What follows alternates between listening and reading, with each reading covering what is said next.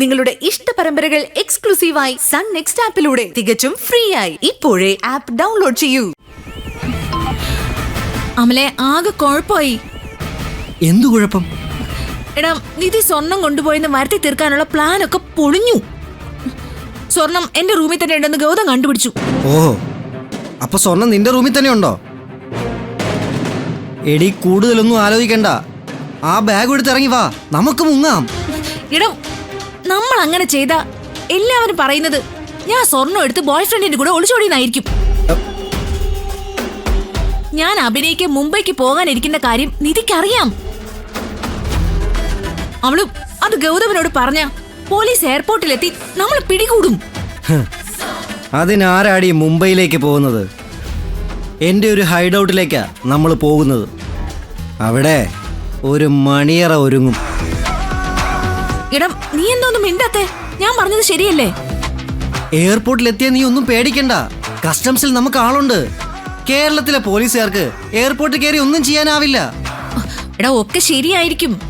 പക്ഷേ നിധിക്കിട്ടൊരു പാര വെക്കാതെ ഞാൻ ഇവിടുന്ന് വന്ന ഗൗതം ചിലപ്പോ അവളെ കെട്ടും. എങ്ങനെയെങ്കിലും അത് തടഞ്ഞേ പറ്റൂ. ഇങ്ങനെയൊക്കെ പറഞ്ഞ് എന്നെ തേക്കാനാണ് നിന്റെ ഭാവമെങ്കിൽ ഞാൻ പറഞ്ഞത് ഓർമ്മയുണ്ടല്ലോ. കൺവെൻഷൻ സെന്ററിലെ TV സ്ക്രീനിലൂടെ നിന്റെ തനിനിറ എല്ലാരും കാണും. നീ എനിക്ക് കുറച്ച് സമയം കൂടി താ. നിധിക്കിട്ടൊരു പണി കൊടുത്തിട്ട് സ്വർണ്ണമായിട്ട് ഞാൻ ഇറങ്ങി വരാം. ശരി, 10 മിനിറ്റ് കൂടി ഞാൻ തരാം. അതിനുള്ളിൽ വന്നില്ലെങ്കിൽ വരും, ഉറപ്പായിട്ടും വരും. നീ ഒന്ന് വെയിറ്റ് ചെയ്യ്. ശരി. എന്ത് ചെയ്യും? ഗൗതമനെ സ്വീകരിക്കാൻ തയ്യാറായ അവൻ ആ വിഷ്വൽസ് കാട്ടി കല്യാണം മുടക്കും. ഞാൻ അവന്റെ കൂടെ പോയാ ചിലപ്പോ ഗൗതം നിധിയെ താലി കെട്ടും. ഇത് രണ്ട് സഹിക്കാൻ എനിക്ക് വയ്യ.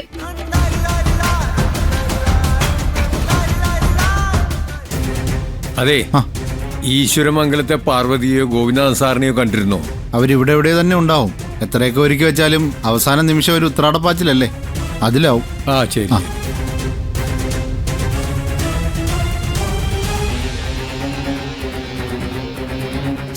ആ കള്ളൻ ജോൾസിൻ എവിടെ പോയി?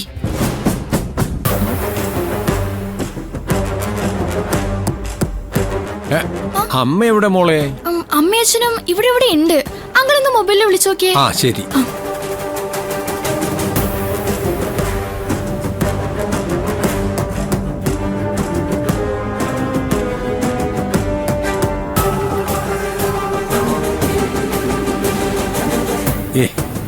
ഔട്ട് ഓഫ് കവറേജ് ആണല്ലോ. വസുന്ധരാമയെ വിളിച്ച് ചതി നടന്ന വിവരം പറയാം.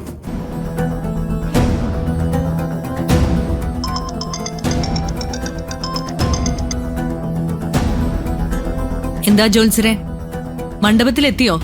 ഉവ്, വസുന്ധരാമ ഇവിടെ ഇല്ലേ? ഇല്ല, കുറച്ച് VIP-കള് റിസോർട്ടിൽ വെയിറ്റ് ചെയ്യുന്നുണ്ട്. അവരെ കാണാൻ വേണ്ടി പോയിക്കൊണ്ടിരിക്കുക. തിരിച്ചു വന്നിട്ട് കാണാൻ ജോത്സരെ. എനിക്ക് വളരെ പ്രധാനപ്പെട്ട ഒരു കാര്യം പറയണം. നിങ്ങളുടെ പ്രധാന കാര്യങ്ങൾ ഇതുവരെ തീർന്നില്ലേ? നിങ്ങൾ പറഞ്ഞ പ്രകാരമാണ് ഈ വിവാഹം നടത്തുന്നത്. ഇത്രയും സ്റ്റാറ്റസ് ഇല്ലാത്തൊരു കുടുംബത്തിൽ നിന്ന് തന്നെ ഒരു ബന്ധം സ്ഥാപിച്ചു തന്നതില് ഒരുപാട് നന്ദിയുണ്ട് ജോത്സരെ. ഈശ്വരമംഗലത്തിന്റെ വെൽവിഷറായിട്ട് നിന്നുകൊണ്ട് തന്നെ നിങ്ങൾ ഞങ്ങളെ ചതിക്കുകയായിരുന്നു. ഇന്നത്തെ കാലത്ത് ജോത്സരെ തിരഞ്ഞെടുക്കുന്നതിൽ പോലും സ്റ്റാറ്റസ് നോക്കണം. ഒരു കൂടിക്കാഴ്ചയ്ക്ക് ലക്ഷങ്ങൾ പ്രതിഫലം വാങ്ങി സ്റ്റാർ ഹോട്ടലിൽ കബഡി നിരത്തുന്നവരെ എനിക്കറിയാം. എന്നിട്ടും നിങ്ങളെ വിശ്വസിച്ചതാണ് എന്റെ തെറ്റ്. എന്തു വേണേലും പറഞ്ഞോളൂ, പക്ഷേ എനിക്ക് പറയാനുള്ളത് കൂടി കേൾക്കണം. ഇനിയും എന്തെങ്കിലും പൂജയോ പ്രായച്ചിത്തവോ ചെയ്യണമായിരിക്കും. ഒരു വലിയ പ്രശ്നം പരിഹരിക്കണം. ഏട്ടനും ഏട്ടത്തി അവിടെയുണ്ട്. ജോത്സ്യർക്ക് പറയാനുള്ളത് എന്തായാലും അവരോട് പറഞ്ഞാ മതി. ഹലോ ഹലോ ഹലോ,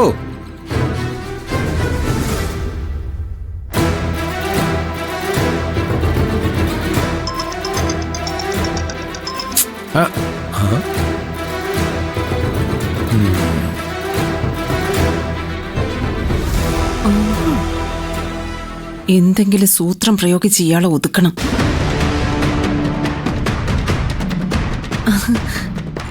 ജോത്സ്യരെ, ഞാൻ പാർവതിയുമായിട്ടെല്ലാം സംസാരിച്ചിട്ടുണ്ട്. ഒരു തീരുമാനം എടുക്കേണ്ടത് ജോത്സ്യരാണെന്നാ പാർവതി പറഞ്ഞത്. ദൈവത്തിന്റെ തീരുമാന ഞാൻ നേരത്തെ പറഞ്ഞത്. ഗൗതമും നിധി ഒന്നിക്കണം, അത് വിധി കൽപ്പിതമാണ്. അയ്യോ, എന്തായാലും നമുക്ക് പാർവതിയുമായിട്ട് സംസാരിക്കാം. ആ പുറകിലെ താമസ സ്ഥലത്ത് 606 നമ്പർ റൂമിലുണ്ട് പാർവതി. ജോത്സ്യരെ കൂട്ടിക്കൊണ്ടു പോകാനാ ഞാൻ വന്നത്. എന്നെ ആരും കൂട്ടിക്കൊണ്ടുപോണ്ട, ഞാൻ തനിയെ പോയി പാർവതിയെ കണ്ടോളാം. ആ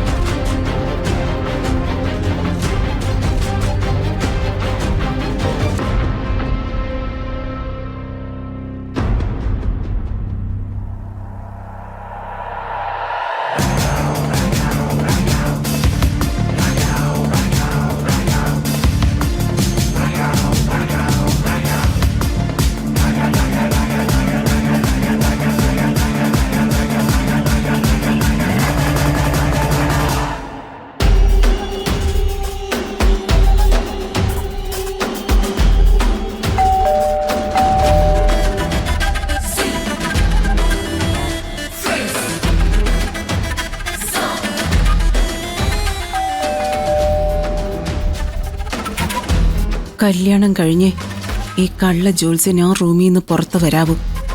അതിനെന്ത് ചെയ്യും?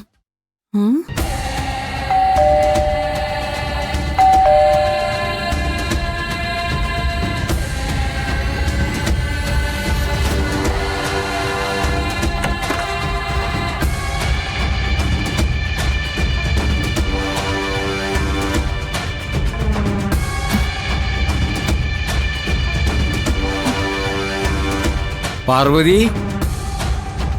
പാർവതി, പാർവതി.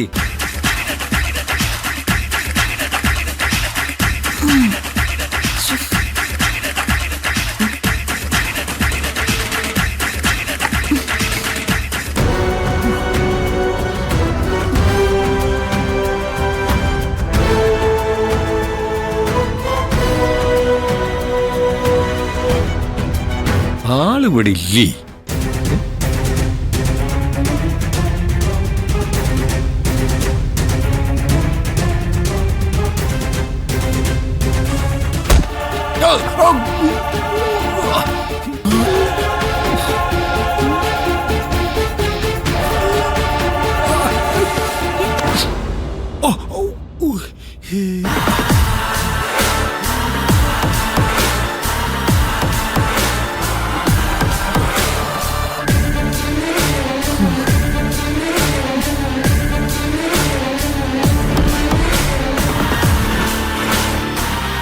എന്റെ മോളുടെ കല്യാണം കഴിയുന്നത് വരെ ഇയാൾ ഇവിടെ കിടക്ക.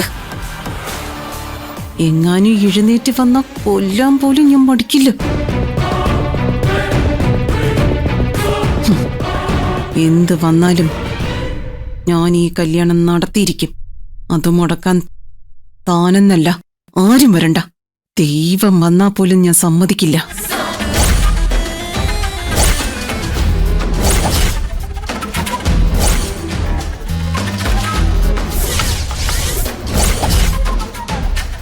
ബോധം വീണാലും ഇയാള് ഫോൺ എടുത്ത് ആരെയും വിളിക്കണ്ട.